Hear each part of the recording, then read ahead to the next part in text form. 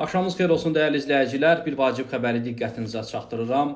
Bilirsiniz ki, günorta saatlarında nəğməkar şair Vüqar Əhmədin saxlanılması ilə bağlı xəbər yayıldı. Xəbəri ilk öncə Manşet Az xəbər portalı yaydı və bunun ardınca Statinfo olaraq Vüqar Əhmədin qızı xanəndə Alma xanımla əlaqə saxladıq. Bildirir ki, atası saxlanılmayıb, yalan xəbərdir və bu xəbərin ardınca Vüqar Əhmədin özü də mediaya məlumat verdi ki, xəbər yalandır. O sadəcə olaraq telefonunu bağlayıb və bir məqam isə ondan ibarət dəyərli izləyicilər. Manşet Az xəbər portalı elə indilərdə xəbər yayınladı ki, bu məlumatı, səs yazısı daha doğrusu, Azərbaycan Milli Elmlər Akademiyasının Nizami Gəncəv adına Ədəbiyyat İnstitutunun elmi katibi Aygün Bağırova məlumat verib. Həmin səs yazısını təqdim edirəm.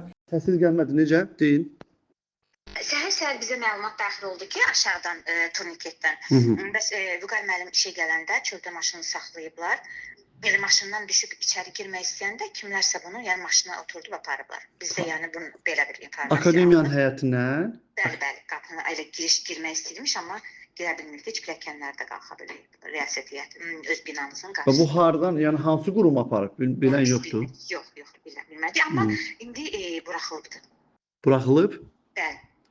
Onun yoldaşı bizim əməkdaşımızın birini çağırıbdı ki, gəl bizə kömək elə. Həmin əməkdaş bizə məlumat verdi ki, mən Vüqar müəllim gildiyəm, gəldi, evindədir, belə dedi. Deyir evindədir? Bəli. Yaxşı onda. Çoxsun. Sizin adınız nə idi? Elmi katib Aygün Bağırovadır, hə? Bəli. Siz Ədəbiyyat İnstitutunun elmi katibisiniz də? Bəli. Bu deməli səhər tezdən Ədəbiyyat İnstitutuna gələndə orada saxlanılıb, hə? Bəli, saat hardasa 10-11 arası. 10-11 arası. 11 deyək belə. Hə, başa düşdüm. Yaxşı oldu, təşəkkür edirəm.